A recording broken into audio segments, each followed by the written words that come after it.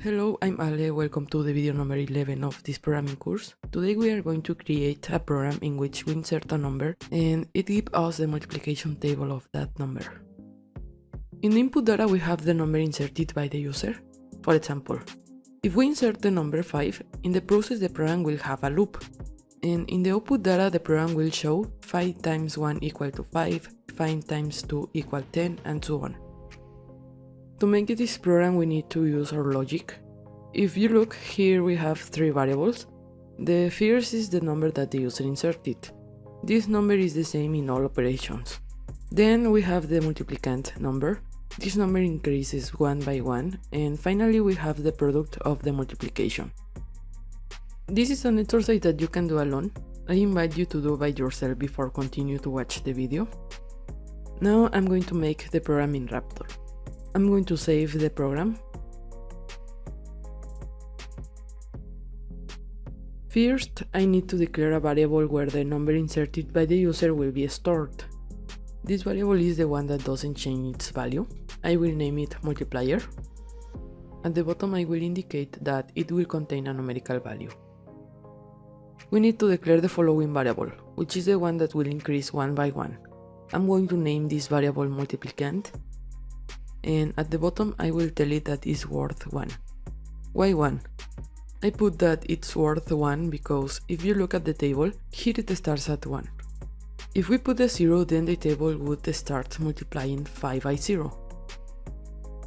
I'm going to declare the last variable where the result is going to be placed. I'm going to name it product, and at the bottom I'm going to indicate that it's going to contain a numeric data type. I'm going to put an input symbol to ask the user to insert a number. I'm going to write in quotation marks, insert a number. And I'm going to ask the program to store it in the variable multiplier.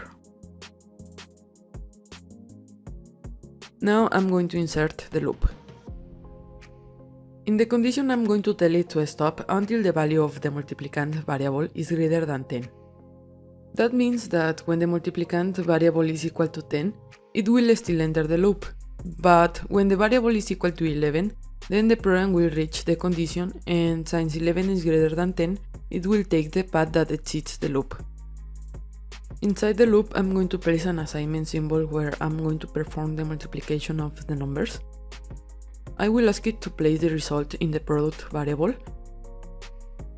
And at the bottom I'm going to write to perform the multiplication of the variable multiplier by the multiplicand variable. Now I'm going to insert an output symbol. What we want to print is the following. First, I'm going to call the multiplier variable. In this example it's the number 5. I will place a concatenation sign and I'm going to put a pair of quotation marks. In the middle of the quotation marks, I'm going to place the multiplication sign. I'm going to place another concatenation sign, and then I'm going to call the variable multiplicand. At this moment, the variable multiplicand is worth 1, so the program will print the number 1. I will place another concatenation sign, a couple of quotation marks, and now I'm going to write the equal sign. Finally, I'm going to concatenate the product variable, which right now is worth 5. The program will print this operation and continue the path. Here I'm going to put an assignment symbol to add 1 to the multiplicand variable. I'm going to open it up and ask it to put the result into the multiplicand variable. At the bottom I will ask it to perform the multiplicand plus 1 operation. So the program will arrive at the condition and add 1 to the multiplicand variable. After that the variable is worth 2. So the program will return to the loop condition and will ask, the multiplicand variable that is equal to the number 2, it's greater than the number 10? The answer is no, then the program will enter the loop again. It will arrive at the operation and will carry out the multiplication of multiplier by multiplicand. As the multiplicand variable is now worth 2, it will multiply 5 by 2, and the result is 10. Then the program will store the number 10 in the product variable. The program continues and finds the output symbol. Now multiplicand is worth 2 and the result is worth 10. So the operation that is going to be printed is the following. 5 times 2 equals 10.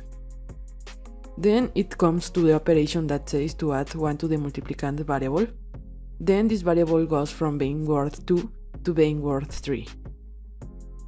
The loop will continue until the variable multiplicand has a value of 11. Then the program will come to the condition and ask, is the number 11 greater than the number 10?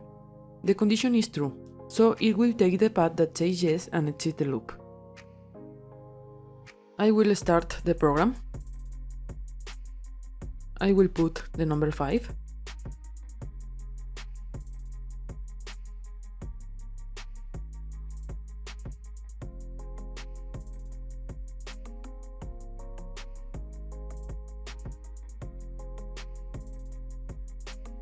If you look, the program shows us the multiplication table of 5. This program works with any number.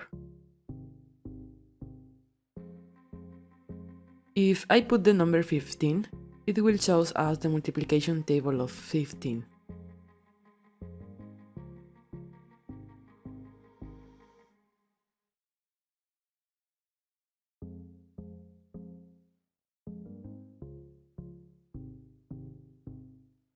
If we wanted to multiply more numbers, we can change it in the condition.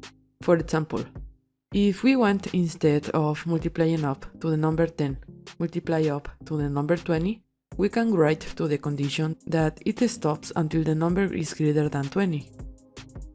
I will start the program.